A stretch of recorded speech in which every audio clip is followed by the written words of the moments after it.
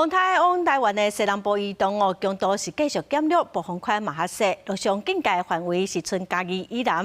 如果今仔暗头啊会定了，可能嘛为轻度风台哦减弱做热带性低气压。也毋过气象署提醒高雄、屏东要爱注意，可能会透10级的强阵风。受到风台影响，国内线今仔航班是全部取消，代替东部干线对号列车暗头啊进前哦拢停开，各提今仔规工哦拢提供专车自由坐的列车。 今天因为台风的因素，可能不一定会到罗东。因为风台代替伫阴暗6点进前，像那往台东的对号列车拢停驶，区间车爱看状况机动出车。 Due to the typhoon, all scheduled trains are cancelled today. 高铁第12取消原班表，实施全自由座的模式。按南港左营2平点站，每点钟准时发3班车。因为中南部停班停课，台北站坐车的人无偌多，受到影响的大部分拢是外国的旅客。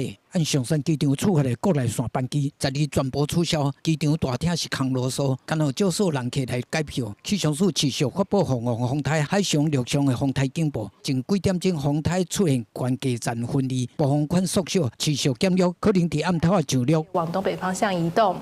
不过在这段过程当中，台风的强度还是有持续减弱的趋势。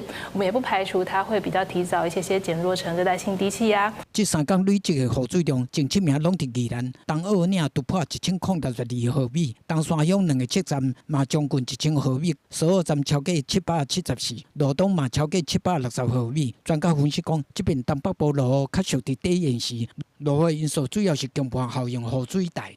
傍晚6点到晚上9点这几个小时是它降雨最显著的一个时期所谓共办区原先是判断是在石原岛到那霸之间但是它这个区有稍微比较靠近宜兰这个地方。根据气象署的资料，以所有站的观测记录来看，在迄天雨水量有648.5毫米，上大时雨量是130.5毫米。敢若较输2010年梅季风台，迄阵嘛是东北季风含风台强盘效应所造成的强降雨。